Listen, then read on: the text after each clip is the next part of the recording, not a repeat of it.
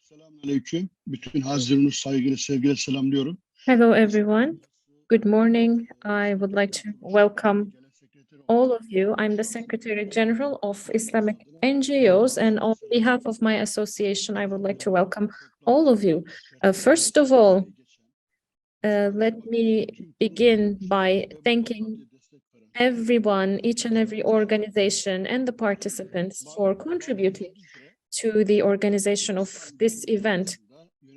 As you know, back in the day, we collaborated on politics, economics, establishment of joint defense mechanisms, and also with regards to the development of joint policies. And as the president mentioned, this is the 6th edition of this Congress, which actually goes to show that we are taking important steps and there is a huge need. And we definitely need this because, as you know, the Christian world has already been doing this. And for the past 200 years, we have always been under their umbrella, fulfilling their wishes.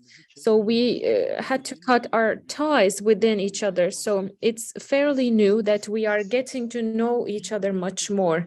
So we have a culture that dates back to 1,000 years as the Ummah, as a single state, as a single nation. And for that, we need a new brain, we need a new idea to maintain that. And for that, we need a geographical unity to get together once again. And our activities goes to show, and the 6th edition of this Congress is an important part of that. So as the Union of Islamic NGOs acts in line with this idea. So we support NGOs, we ensure coordination among these NGOs. İslam Dünyası Pekala Birliği olarak ve bugün itibariyle de 66 ülkede, yani İslam ülkesinin 66'sında ve 354 in 66 countries, in 57 Islamic countries, and our common goal is to conduct efforts for the unity and solidarity among Islamic countries. As the president mentioned, the previous 5 editions of this particular Congress actually created a lot of influence and impact. We received great positive messages and positive feedback. So, which means that we have to continue organizing events like these. Of course, I wish that we could have been together physically,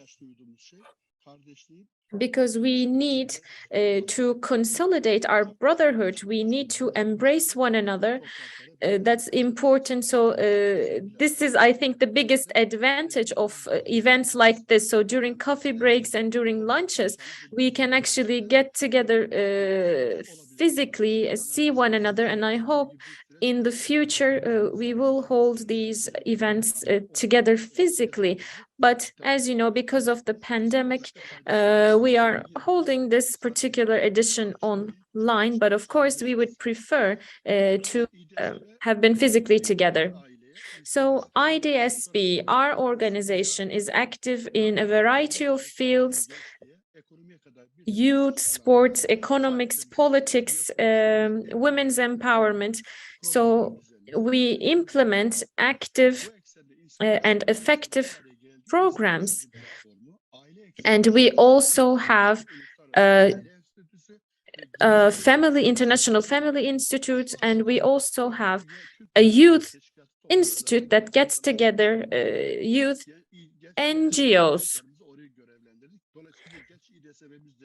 So we have the youth edition of our organization that is also quite active. So what we do is that we organize international expos and fairs to coordinate NGOs. So we held an international NGO expo to ensure NGOs exchange activities, exchange knowledge and experience to explore their human capacity, because it is important that we actually get aid and assistance to the right targets, because sometimes there is a great deal of duplication for assistance to the same group of people or the same region. So it is definitely important that we combine our efforts and reduce the costs and get the assistance to the people who are in need. Of course, we know that this work comes with a great deal of challenges, because establishment of this union will be for the disadvantage of some people. So that's why we always need to work in unity, solidarity, and we don't have any fractions within ourselves, because the Holy Quran gives us great messages about that, and it emphasizes greatly on consultation and support. Again, as the president mentioned, in the Islamic world, we have been facing a lot of challenges. As you know, one of the reasons behind the World War I is to actually break apart the Islamic world to make use of the resources of that region.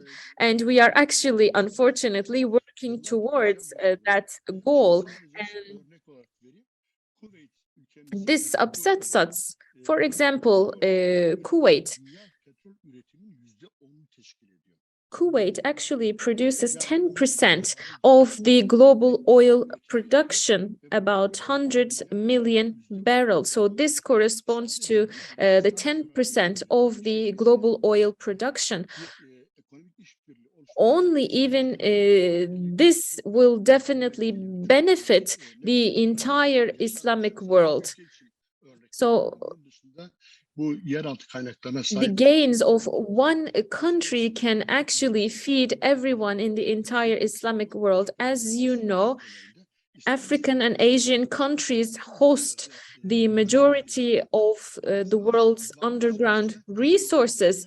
So we have plenty of materials, but unfortunately we cannot make great use out of them.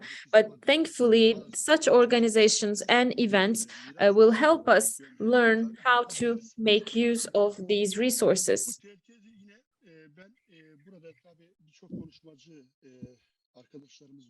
Of course, we will have a lot more speakers today, so I do not want to take too much of your time. So with that being said, I would like to thank again everyone for contributing in the organization of this event, everyone, each and every organization for being a part of this, and hope that this meeting will yield to fruitful conclusions. Have a great day. Thank you.